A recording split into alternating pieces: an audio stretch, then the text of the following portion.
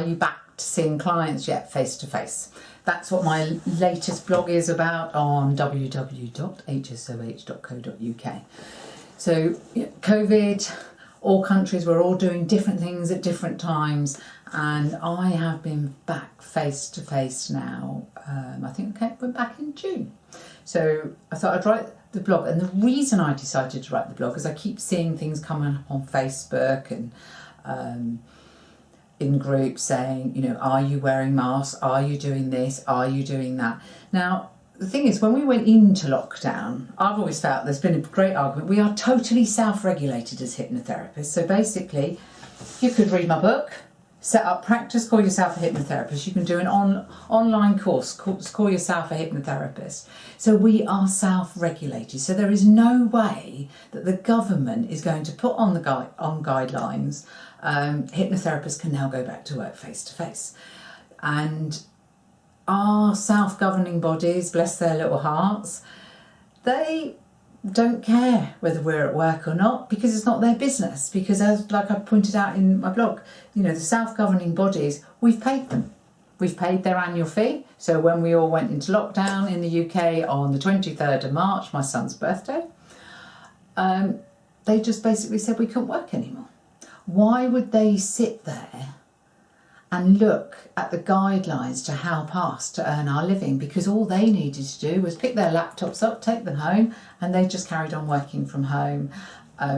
They said they sent an email to the government. Yeah, I expect lots of businesses sent emails to government. If they'd actually read the guidelines, they could have worked out a way where we could have worked. So first and foremost, if you're looking to your self-governing bodies to say you can go back to work face to face, you can work online, you can do this and you can do that, you're wasting your time. The other thing that I notice that comes up all the time is ask your insurance company if you're insured for it. Again, the insurance companies, you've paid them for the year. Why do they want to go to extra work and look at what we're doing as individuals? They're not going to do it. So basically, when I saw these coming up from trainers saying, you need to check you're insured to work online, you need to check to do this, I simply went onto my emails, got my policy, downloaded all the small print, and I sat here and I read it from cover to cover, what we were covered for, what we're not covered for. Basically, what I discovered is we're covered for public liability. When we're working as a hypnotherapist or when we're training, it does not state where we have to be, what we have to do.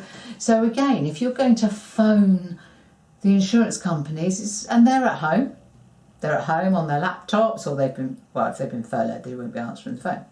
But they're at home on their laptops, they're going to say no. They don't want to pay out claims anyway, so if they say no, you can't work, what I wonder is not one of them, not the insurance companies, not our self-governing bodies suggested, oh actually, as you're all struggling, we've basically told you can't work, we'll give you your premium back. I don't think they do that. Whereas our clients, we didn't charge them, did we? No. So the reason I wrote the blog is when you work for yourself, you are responsible for your own business.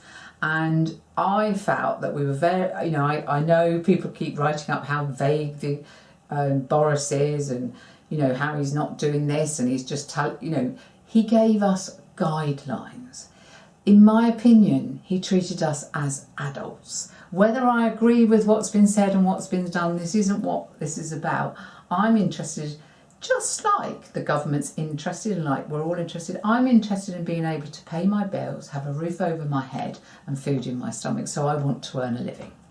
So it's about using your own common sense. So when I keep up to date on what they're changing with the government guidelines, and as soon as I felt it was safe, I was back at work. Yes, I took my business online because, again, I needed to pay my bills. I did write a blog about how I was seeing clients online as soon as it was possible, and I felt that I could fit in with the government guidelines. It was when Boris said, if you can't work from home, go to work.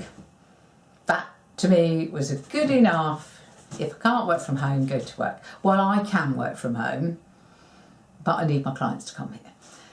So I decided then that I was opening my therapy room. I read the guidelines, and at that time it was a 2-metre distance. Do I wear a mask? No, because if I was talking to you like this with a mask over my face now, if you're nice and set, it would be distorted. If a client was lying in my chair and I'd say, where are you? I don't know. So for me, working with a mask does not work. But I can social distance pretty easily. So I got the tape measure out. I must admit, I can't sit in this position in my therapy room. I have to put my chair totally over the corner. I am just 2 metres in this therapy room. My office is a different story entirely. It's a lot bigger. My clients are actually about 2.5, nearly 3 metres away from me. I have in my therapy room hand sanitizer. This is for the clients. I have the same at work, at my office. And I also found, and I thought this was great, antibacterial spray. Now I'm doing an advert. This was from Morrison's and it cost me £1. I bought 4 of them, so I've got 2 home here, 2 in my office. And literally, as soon as the client's gone, I literally just get my old spray out and I spray everything, make sure everything's clean, and sanitize my hands, ready for the next client. The other thing with me, home here, I have a key worker that lives with me. So when clients phone up and I say, which location would you prefer? Would you prefer my home or my office? When they say my home, I always say to them, look, I want to check if you're in the vulnerable group, I have a key worker that lives with me. So it would be safer for you to see me in my office. And it's that simple. The office was absolutely brilliant because the Technopole where I work from is owned by the Portsmouth University. So we have, well, it looks like a crime scene when you go in there. We have one-way systems. We have these massive signs. There's sanitisers on every floor. There's cleaners coming in and out throughout the day. I dread to think what our rent increase is going to be like in June. Although, having said that, they've stopped a lot of the decorating, so perhaps they're taking it out of that budget. So my office is perfectly safe. Definitely well up above the 2 metres, or about 2.5. My therapy room, I can just about do it, but it's your business. So it's up to you as a hypnotherapist to be creative, to be able to choose to work. And if you're scared, don't work. It's as simple as that. But if you are working like I am, I keep on just checking the government guidelines all the time. If you go on my blog, there's a link there to the government working guidelines, and I just ensure that I am following the guidelines. Would I still work if suddenly it was imposed that we had to wear masks? Well, I said I would never ever take my business online, and I have taken it online. So all I'm doing is the best I can, ensuring that my clients are safe, my environment's clean, that when I take the bookings, I say to them, before you come to the appointment, can you make sure you do not show any symptoms? So it's about you deciding. Don't ask your self-governing bodies, your insurance company. Go where it counts, and that is on the government guidelines. You know, one of the schools that I train for, they're part of the self-governing bodies. They didn't start questions because they wanted to make money on the training. They took it straight online. None of this, oh, you need to phone your insurance company to check that you're insured. Because I expect, because they're a corporate, they know full well we are insured for public liability. And if you think about it, if I'm working online with someone and they fall out of their own bed, that's not my fault. It's their bed. So actually, really, insurance companies, if we are just seeing clients online, they're on a win-win. So if you feel safe, check your government guidelines, set up your business. It's just so rewarding to actually be back at work. I absolutely love seeing clients. Today, the client, just before I'd done this video, I'd worked with her niece. I think it was last week. Her niece, gorgeous little girl, she's only 15, and she's got quite a list of things that she really needs. She's had quite a tough little life. Not parents tough, but I mean, she's developed arthritis, and she's quite an anxious little girl, and she's got fear of flying, and she's got all these different things. And when she came, it's her mum's 40th birthday next year, and they've done a surprise holiday for her. The mum knows she's having a holiday. I'm not going to tell you where the surprise is, just in case by some sheer chance the mother happens to come on this YouTube and see the video and I ruin their surprise. And this little girl, she wanted to let go of her fear of flying because she's determined she's going on this trip. They keep telling her mum they're going to the Isle of Wight, which is just across the water. I don't think you can get a flight to the Isle of Wight.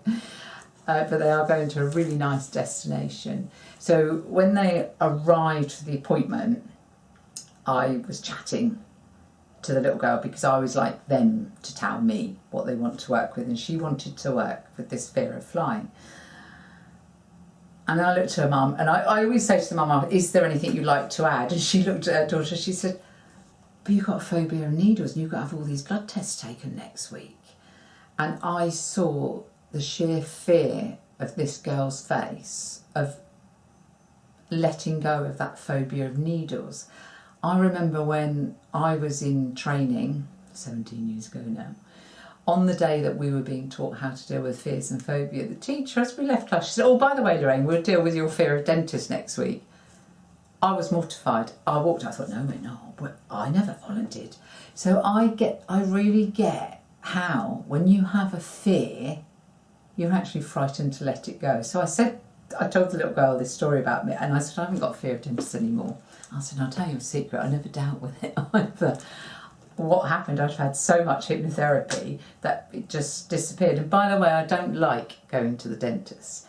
So I told this little girl this. I said, so how about if we deal with your fear of flying, and then at the end I just add a little bit in about your hospital appointment and to let go of your fear of needles. And she was much more comfortable with that. Well, they haven't made their second appointment, and the client, just before I've set this camera up, she said to me, oh, you saw my niece last week, and she went to her hospital appointment, her mum is so impressed. And I said, you know, I am so pleased to hear that. It's fantastic what we do for a job. It's the most amazing job in the world. If you feel safe and you can follow the government guidelines, you can social distance, and if you do want to, that's fine, do it. But whatever you want to do, it's your business. Be creative, follow the rules and the regulations, and if you want to, go back to seeing clients face to face, because it is such an amazing job. Hope you enjoyed this little video, and catch you soon.